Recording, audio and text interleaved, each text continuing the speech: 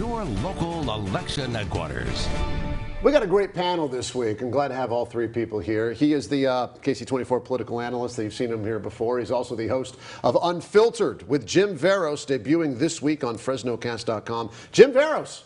Thank you very much. Thanks for coming back, man. Appreciate it. She's the anchor of Noticias Fresno on Telemundo, and I believe still recovering from Mexico's loss from the World Cup. How are you doing, Vanessa? You hanging in? Hanging in. All right, waiting for more games, for the finals. That's what we're waiting for. Just be strong, all right? Keep it together. And he's a familiar voice on News Talk 580, 105.9 KMJ, and the host of the Philip Teresi podcast. Mr. Philip Teresi, good to have you on. Thank you.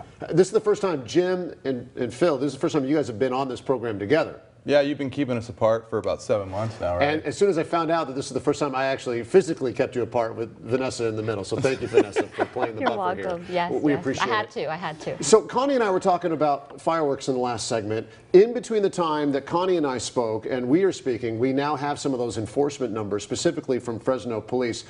27 citations issued by Fresno Police on the evening of the 4th of July. Give me your initial impression about that. Phil, what are you thinking about this when you see these numbers, what you experience on 4th of July, all that stuff? I really appreciate that Fresno PD and Fresno Fire went out and made an effort. 27 citations is nothing. I think you could have gotten 27 citations if you'd been hanging around Stallion Park in Northwest Fresno. So I'm a little disappointed that the numbers were so low because there were so many people blowing off illegal fireworks. And if you're going to enforce, go out and write those citations. If somebody feels like they were done wrong, they think that the police unfairly targeted them, litigate that later. But 27 citations is not a lot. Mm-hmm.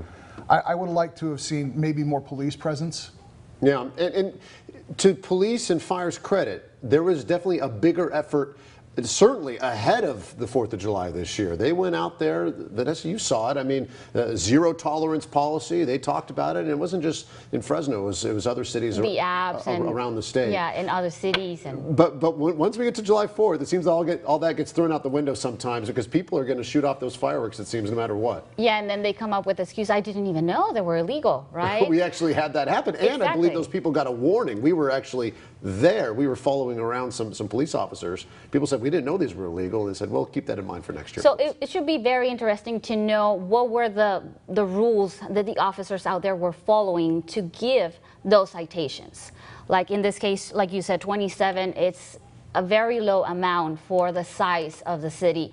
But it could be compared also to like DUIs. When you get 3 citations, 4 citations, maybe it's because they're following, they're giving warnings and, they were not so dangerous and people didn't light them up or something like that. Well, we did see a number of warnings given at the time. And, and the city will tell you that they have to actually see the fireworks being shot off. There has to be some sort of witnessing of these events, Jim. I mean, we talked about this last year. We did, and my opinion has not changed, which is if you want to solve this, ban them.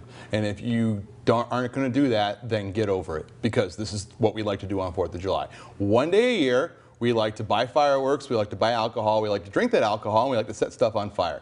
That's what we do once a year. That's how we celebrate as a country, celebrating our independence. So in even Los Angeles, you were showing the videos of we could show it right now. The last scene from Star Wars. Everyone's shooting off fireworks. I'm sorry, but aren't fireworks in Los Angeles banned altogether? For the last 20 years. Right. So I don't know what you're going to do to stop this outside of not giving warnings, giving $1,000 citations, driving around like the Keystone Cops, and snatching them. But barring that, get over it. But here's the thing. There were 27 citations issued here, and each one of those citations, it's not a slap on the wrist. It's $1,250. That's a hefty fine.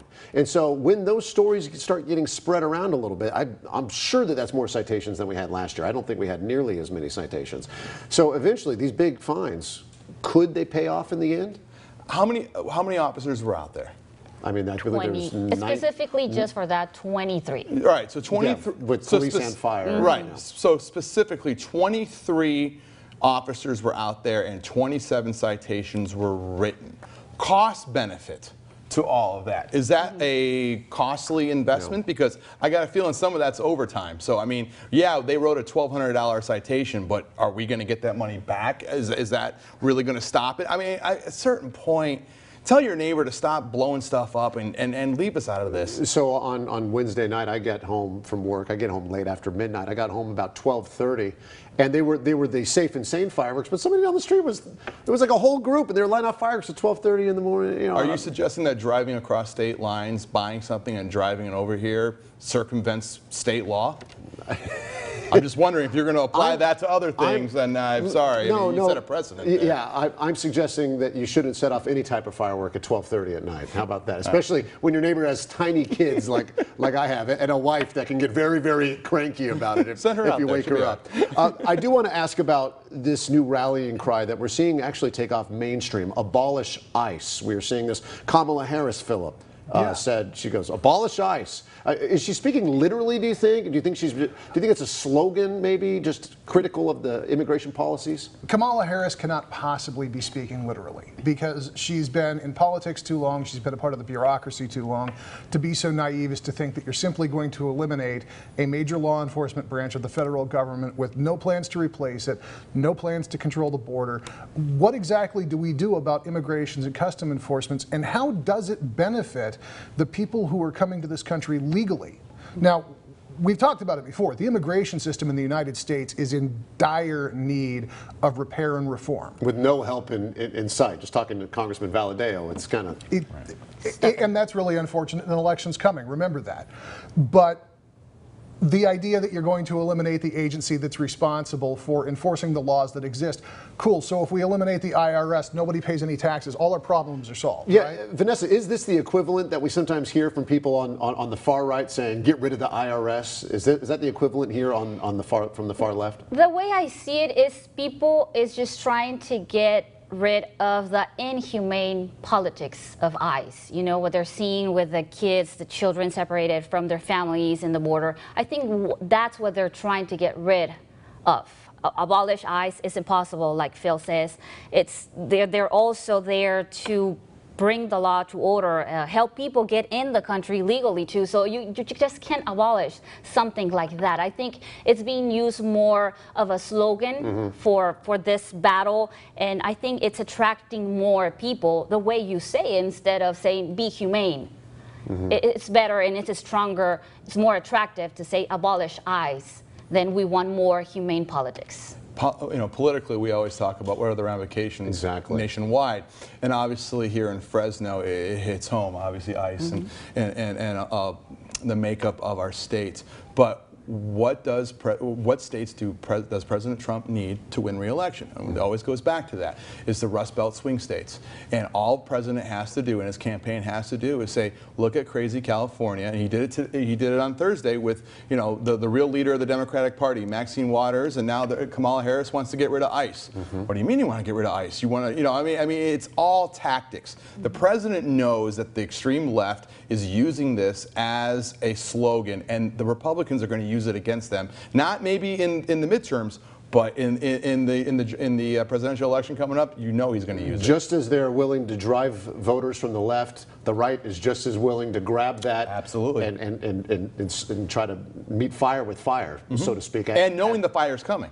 Yeah, absolutely. They know it's going to be coming. Well, it's a gift to the right because you have this.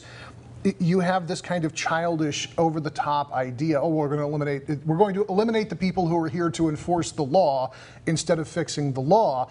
And when everybody comes out and talks about, oh, well, Donald Trump's a child because of the way he talks at rallies, the response is going to be, but Donald Trump never came out and said, hey, let's just blow up the federal government. It gives the right a counterpoint that works really well in the presidential election. And it keeps both fundraising machines on both sides of the aisle printing money. Well, I don't think it's going away anytime soon. Nope. Some of this rhetoric, some of this talk. I mean, we'll see where it goes from here. But it has definitely joined the mainstream. You guys hang out. We got more still to come. But coming up, I'll be joined by Fresno City Council candidate Tate Hill, who's squeezed into a November runoff by just 6 votes. In fact, so close it's now setting off a recount. Hill joins me next.